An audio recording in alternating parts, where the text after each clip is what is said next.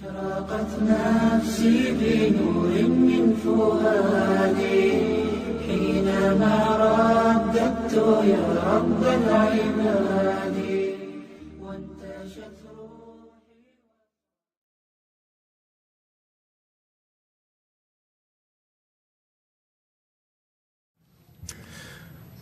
So we turn to the next verse.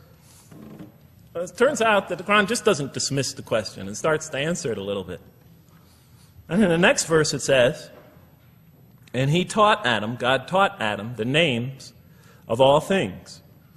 And then he placed them before the angels and said, tell me their names if you are right. So this verse is clearly referring to the previous one. But notice what it says. Now, from my own background, I remember Adam naming things. But it wasn't connected to any answer to any philosophical question. But here, notice what it says. And he taught Adam the names of all things. And I realized already, just from the first verse, you got to read these verses very carefully because it's packed with a lot of symbolism and meaning. And he taught Adam the names of all things. So here we see Adam is not only just a creature who knows how to name things, who's acquiring the gift of language, but he's also a learning creature. God is teaching him. And right here, right in this verse, and it'll come even clearer in the subsequent verses, that the very first thing that the Quran is going to emphasize here is man's intellect. He is a learning creature. He is taught. And what is he taught? What is one of the great intellectual gifts he's given? In response to the angel's question, the gift of language. Because through language, mankind can not only learn, but he could learn things not only through his own experience, but he could learn things that other people have experienced of times and places that are hundreds, thousands of years and miles separated from him. And so that all our knowledge becomes cumulative. Every generation learning from the generation before it. I'm learning today from authors I read from other sides of the world that may have existed 2,000 years ago. And so we all contribute to our collective learning and knowledge. And so what I'll see later in the Quran, when the Quran will emphasize this again and again and again. Like in one verse it says, read in the name of your Lord who created. Created a man out of a tiny creature that clings. Read, it commands the reader. For your Lord is most bountiful. Why is he most bountiful? What great gift did he give you? For he taught man the use of the pen. And through it taught him what he otherwise could not know. And time again, the Quran will call upon man to use his intellectual faculties and swear by his intellectual faculties. And to use them correctly because they play a fundamental role in guiding him to truth. I never came upon a scripture that puts so much emphasis on the correct use of our intellectual faculties, on the harnessing of reason, in helping us attain to faith. And he taught Adam the names of all things. And then he placed them before the angels and said, tell me their names if you are right. Okay, you have this objection, you have this natural question about this creation of mankind. Here, this mankind is this human being, this human creature is a learning creature.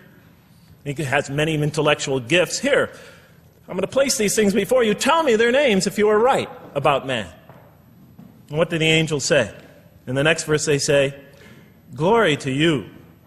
We have no knowledge except what you have taught us. In truth, it is you who are knowing, the wise. They say this task, this intellectual test that's put before them is beyond their grasp. Notice what they emphasize. We have no knowledge. This would take knowledge. This would take an intellect that they don't possess. In truth, it is you who are knowing, the wise. You got it. It's easy for you. You're the knowing, the wise. You have knowledge. You have wisdom. But this would take knowledge and wisdom that is beyond us. And so in the next verse we read, and he said, "O Adam, tell them their names." And when he had told them their names, notice how it's just like it's nothing for him. For mankind, he has this phenomenal ability. And when he had told them their names, as if it was just a triviality for man, he names them. "O Adam, tell them their names." And when he had told them their names, God said, "Did I not tell you that I know what is unseen in the heavens and the earth? And I know what you reveal and conceal?" And he's clearly going back to the angel's question. Yes, you have these natural concerns about the creation of mankind. Yes, he could do these evil things. But look at this tremendous intellect he has. This is something you have overlooked, that you haven't considered. And that's clearly the point of these verses. Even though I felt that the author didn't quite, it was as if I realized that he didn't misunderstand the story. He was taking one of the great stories in the history of humankind, one of the fundamental greatest stories in the history of mankind, and molding it and using it as a vehicle for an entirely original message.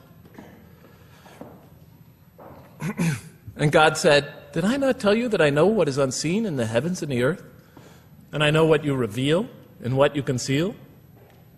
In other words, didn't I tell you I know exactly what I'm doing? And then in the next, and didn't I not tell you that I know what you reveal and conceal? I looked at that. What question what did they reveal and what did they conceal? What did their question reveal and conceal? I thought about it for a minute. Oh, it's obvious. What did their question reveal? You just go back and look at the question.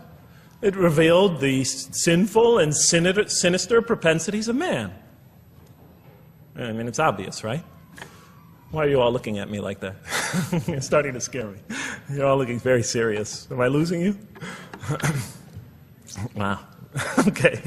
So, they revealed the sinister and evil propensities of man. But what did their question conceal? And all you have to do is think about it for a minute. Human beings, yes, they could do evil. Yes, they could do wrong. Yes, they could create misery. But they could also do exactly the opposite. They could choose to do evil. They could choose to do tremendous good. They could choose to do tremendous violence. They could choose to show tremendous compassion. They could choose to live by falsehood. They could choose to live by the greatest truths. They could be terribly ugly. They could be terribly beautiful. And up until that point in my life, I, like the angels, that only saw one side of the coin. For the first time when I read that verse, believe it or not, it was an eye-opener for me. I had always been obsessed with the evil potentials of human beings. When I read that verse, I realized that, and I had a great example right in front of me with my own mom, I realized that I had been blinded by only one side of human nature.